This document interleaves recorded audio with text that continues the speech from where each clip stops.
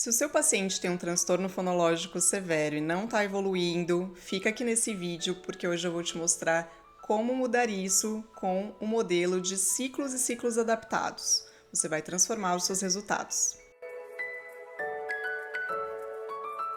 A abordagem de ciclos foi proposta por Hodgson e ela, na verdade, é uma abordagem indicada para crianças com transtornos fonológicos severos. Ela não vai priorizar um fonema, ela vai priorizar vários fonemas que vão ser trabalhados num formato de ciclos. E a gente não precisa esperar que um fonema esteja generalizado, que a criança esteja produzindo esse fonema perfeitamente, para depois para a gente mudar de fonema. Então, vários fonemas serão trabalhados ao mesmo tempo, no mesmo ciclo. Às vezes, as sessões de um fonema vão ser 1, 2, 3, mas isso tudo vai depender muito, né, de acordo com a evolução da criança, a resposta da criança, a estimulabilidade do som e assim por diante. A lógica é simples: oferecer múltiplas possibilidades de experiência com os fonemas, respeitando o desenvolvimento fonológico natural. Cada ciclo é composto por vários alvos fonológicos, como, por exemplo, sons finais, processos fonológicos específicos, encontros consonantais. Você vai definir isso de acordo com o processo fonológico que você deseja trabalhar. Então agora eu vou mostrar para vocês mais ou menos como isso funcionaria na prática. Vamos lá! Primeiro você escolheu um processo fonológico e um segundo processo fonológico. Para as primeiras sessões, você vai escolher um som-alvo do primeiro processo fonológico. Para a segunda sessão, ou para várias sessões, o som-alvo do mesmo processo fonológico, mas são sons diferentes. Na sequência, você vai seguir com sons-alvos diferentes do segundo processo fonológico e terminando com um quarto som-alvo para as últimas sessões. A quantidade de sessões vai variar de acordo com a necessidade do seu paciente. Feito isso, você vai fazer uma reavaliação quando acabar esse ciclo e depois você vai seguir então com um novo ciclo. Então, vamos colocar agora um exemplo na prática com os processos fonológicos para vocês entenderem como isso funciona. É como se fosse uma escadinha, pensem assim. Então lá, o meu primeiro processo fonológico é uma plosivação de fricativa.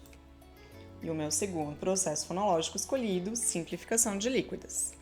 Então eu escolho trabalhar primeiro o som-alvo F e depois o som-alvo X.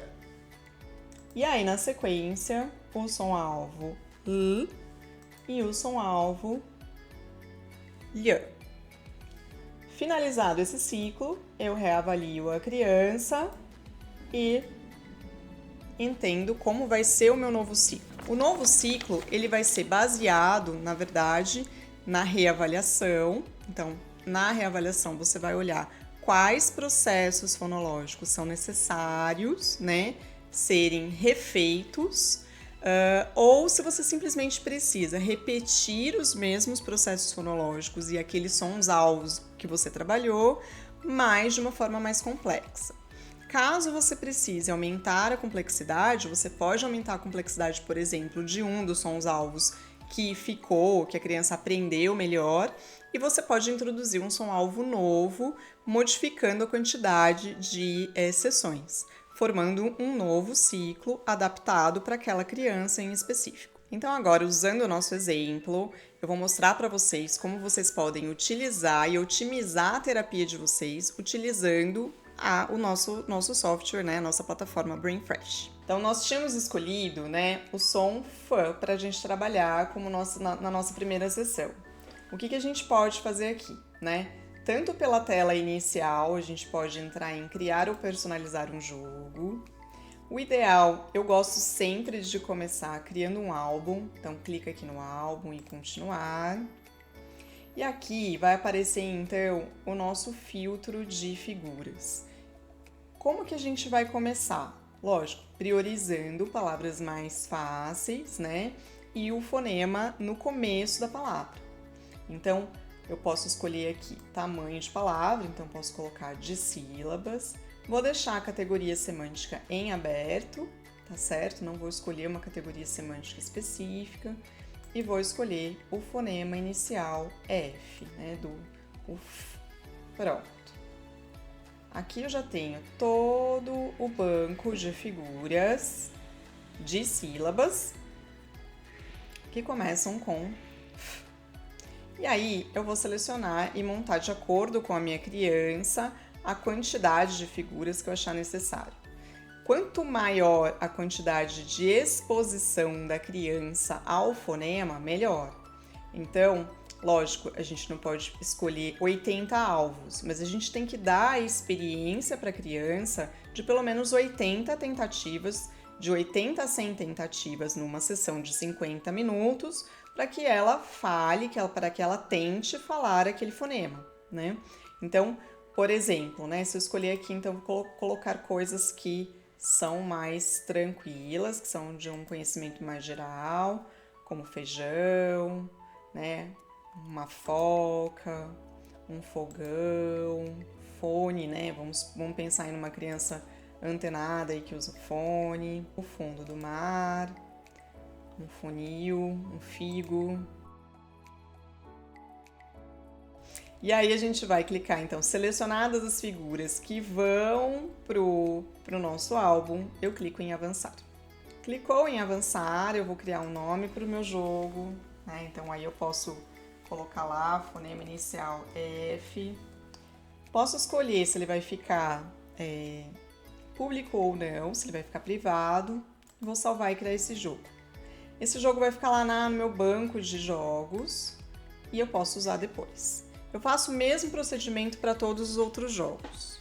Então, até agora eu mostrei para vocês um pedacinho de como criar um tipo de jogo dentro da nossa plataforma. A gente tem vários tipos de jogos, todos são baseados naquele filtro de figuras, baseado em fonema inicial, medial, grafema, arquifonema e assim por diante. E ele pode ser utilizado tanto no notebook, quanto no tablet, quanto no celular. Lógico que quanto maior a tela, melhor, mais visível ficam as figuras, né? Mas a gente usa super bem no tablet também, eu gosto de usar bastante com as minhas crianças aqui na clínica. O que eu quero mostrar para vocês agora é que a gente pode fazer um treino de nomeação com esse álbum, né? E depois a gente pode estender as mesmas figuras-alvo que a gente escolheu para o álbum, a gente pode estender para a criação dos jogos de memória, dos jogos de dominó e assim por diante. E caso você queira ainda mandar alguma atividade para casa, tudo isso é possível de ser enviado para o paciente treinar em casa via login do paciente. Então, a gente tem a nossa área de clientes, a nossa área de pacientes, e é nessa área que você vai colocar, então, que você vai enviar os jogos que você criar, específicos para aquele paciente, para o paciente fazer em casa também. Além disso, na nossa área de atividades prontas, a gente também tem outras possibilidades de trabalhar a mesma coisa. Não vão ser os mesmos alvos, mas podem ser atividades que contenham alvos próximos, né, dos alvos que vocês estão trabalhando.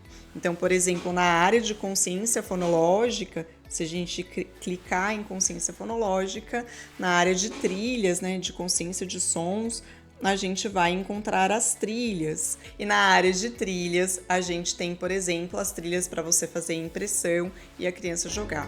Então, quando você faz uma somatória de todas essas atividades, né, seja da plataforma, seja fazer cards com o álbum, por exemplo, dá para imprimir também o álbum, dá para imprimir o jogo da memória para fazer as cartinhas, né? Então dá para jogar tanto no online quanto no físico e você já fez tudo bonitinho de acordo com o som do ciclo que você está trabalhando, né? E aí você pode jogar isso com sua criança, fazer com que ela experiencie todos esse fonema de uma forma bastante lúdica, né? E também pode introduzir, obviamente, porque a gente faz isso, né, dentro das terapias, pistas, coisas que ajudem a criança a entender a produção do som, fazer um bombardeio auditivo, por exemplo, no começo da sessão, no final da sessão, com o álbum, né? Pode a fono, a gente, né, a terapeuta, falar o nome das figuras antes e depois solicitar que a criança repita. Então, pode montar a sessão de forma que a criança experiencie naquela sessão de 80 a 100 vezes aquele fonema específico que você escolheu.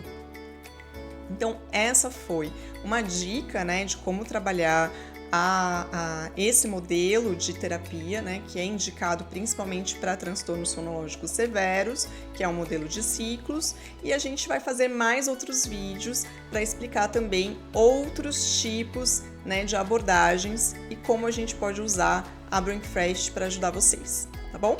Espero vocês no próximo vídeo.